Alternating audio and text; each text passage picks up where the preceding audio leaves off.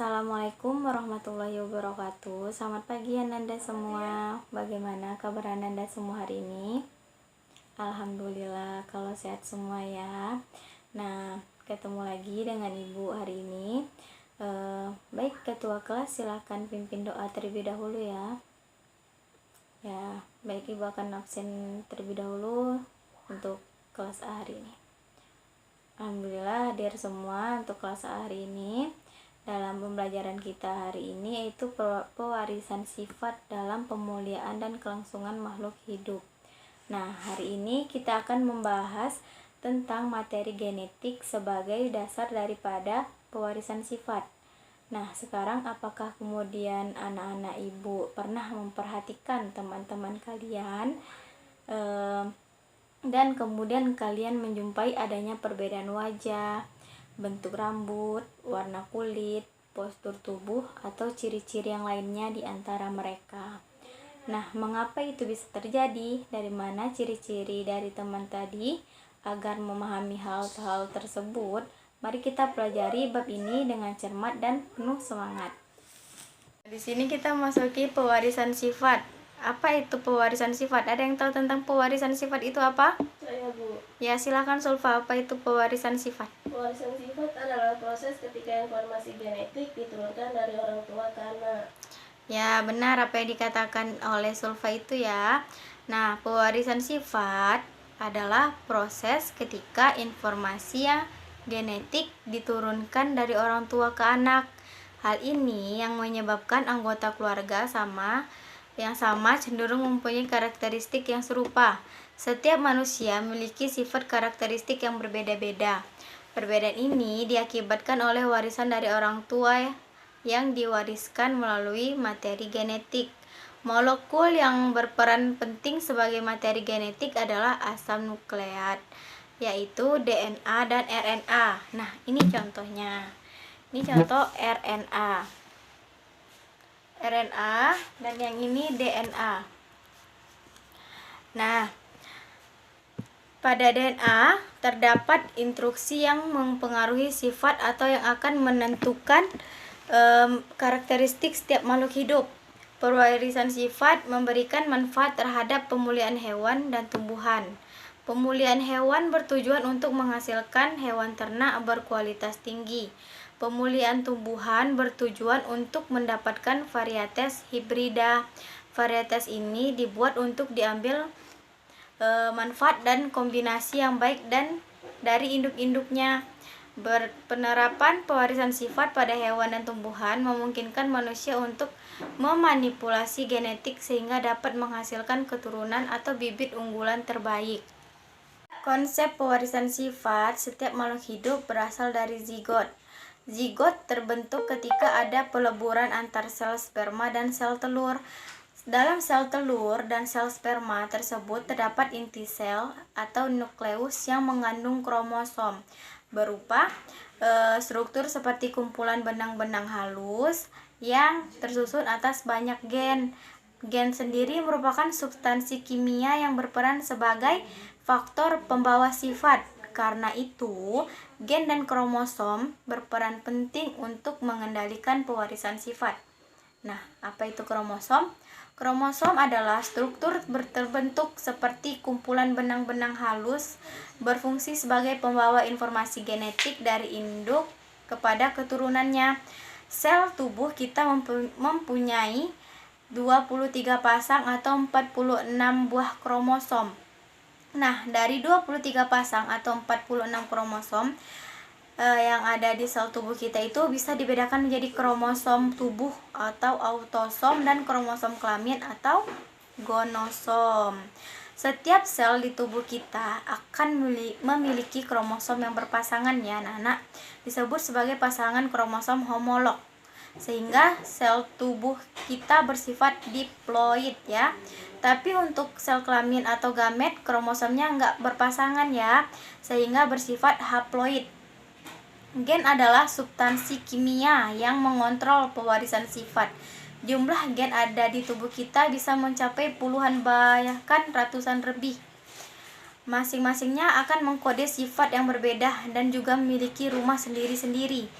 Di kromosom, rumah gen ini disebut sebagai lokus. Setiap gen yang mengkode karakter tertentu memiliki beberapa variasi yang disebut sebagai alel. Misalnya, gen pengkode warna bunga akan memiliki dua macam alel atau dua macam variasi, yaitu alel yang mengkode warna bunga merah dan alel yang mengkode warna bunga putih. Pewarisan sifat, penelitian pertama tentang penurunan sifat dilakukan oleh siapa ya? Ya, ada yang tahu? Ya, benar, oleh Gregor Mendel, seorang pendeta dan juga ahli botani dari Australia. Mendel mulai meneliti tentang pewarisan sifat pada tahun 1856 dan mencatat hasil temuannya pada Natural Science Society of Bern, Australia pada tahun 1866. Beberapa tahun kemudian, pada tahun 1900, para ahli botani itu lainnya memiliki kembali hasil penelitian Mendel dan mereka menemukan kesimpulan yang sama ya dengan apa yang telah dilakukan Mendel sebelumnya. Persilangan monohibrid atau satu sifat beda, monohibrid itu ya satu sifat beda.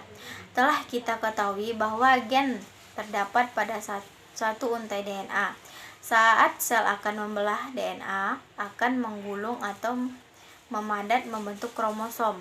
Bunga yang berwarna ungu, U besar lebih dominan daripada bunga berwarna putih, U kecil. Bunga yang berwarna ungu memiliki zat warna ungu yang disebut antosianin. Antosianin ini akan menyerap warna cahaya selain ungu, sedangkan warna ungu sendiri akan dipantulkan dan diteruskan sehingga dapat ditangkap oleh mata kita, sehingga kita dapat melihat warna ungu pada bunga tersebut. Antosianin ini dikode oleh gen tertentu kita, misalkan dengan U besar, dan U ini dapat dalam kromosom tertentu. Dalam sel tubuh, sel somatik, kromosom dalam keadaan berpasangan atau bersifat diploid, bukan? Jadi, dalam sel tubuh, sel somatik ada sepasang gen U, sehingga dapat kita tulis genotipnya U besar. Bunga yang berwarna putih tidak memiliki antosianin karena tidak memiliki gen U besar, sehingga dapat kita tulis genotipnya U kecil. Pada sel-sel benang sari, bunga gen atau memiliki genotip, kita akan membentuk serbuk sari, termasuk dalamnya bakal sel sperma. Sel-sel pada benang sari membelah secara meiosis, menyebabkan semua kromosom termasuk kromosom yang mengandung gen atau dapat ditulis genotipnya gen U. Begitu pula pada sel-sel putik bunga putih yang menghasilkan sel telur atau ovum.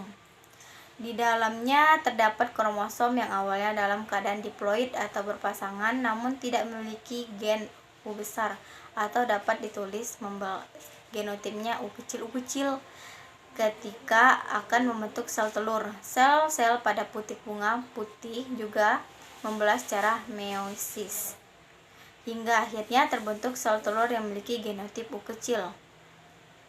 Ketika sel sperma yang bergenotip U besar bertemu dengan sel telur yang bergenotip U kecil, akan terbentuk zigot yang bergenotip U besar U kecil. Artinya zigot tersebut memiliki kromosom yang salah satunya mengandung gen U besar atau mengandung gen yang mengkode antosianin. Oleh karena itu, dalam bunga yang memiliki genotip U besar U kecil memiliki warna ungu. Ketika bunga yang memiliki genotip U besar U kecil disilangkan dengan sesamanya, maka akan dihasilkan sperma memiliki genotip U besar.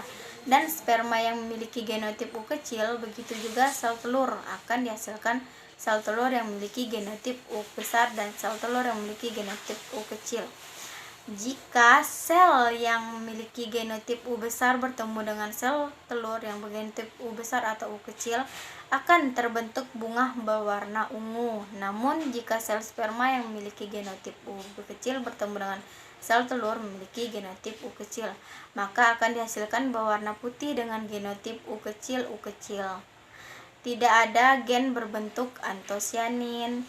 Individu yang memiliki karakter atau sifat yang dikontrol oleh dua gen sepasang identik disebut dengan homozigot. Dalam hal ini, karakter yang bergenotip U besar disebut homozigot dominan, sedangkan karakter yang bergenotip disebut homozigot resesif. Individu yang memiliki karakter atau sifat yang dikontrol oleh dua gen atau sepasang tidak identik berlainan disebut dengan heterozigot. Dalam hal ini, yaitu individu yang bergenotip U besar U kecil. Berdasar penelitian yang telah dilakukan ini, Mendel menyatakan suatu hukum yang dalam hal ini, yaitu individu yang bergenotip U besar U kecil. Berdasar penelitian yang telah dilakukan ini, Mendel menyatakan suatu hukum yang berbunyi pada waktu pembentukan gamet terjadi pemisahan alternatif gen atau variasi gen yang disebut juga alel secara bebas. Hukum ini dikenal dengan hukum Mendel I atau hukum pemisahan bebas atau segregasi. Berhubung waktu sudah habis dan bel istirahat akan berbunyi, Ibu akan memberikan kalian tugas buka LKS-nya halaman 50. Silakan dikerjakan di rumah. Kita bertemu lagi di minggu depan dan membaca materi selanjutnya, dan Ibu akan menanyakan lagi. Terima kasih. Wassalamualaikum warahmatullahi wabarakatuh.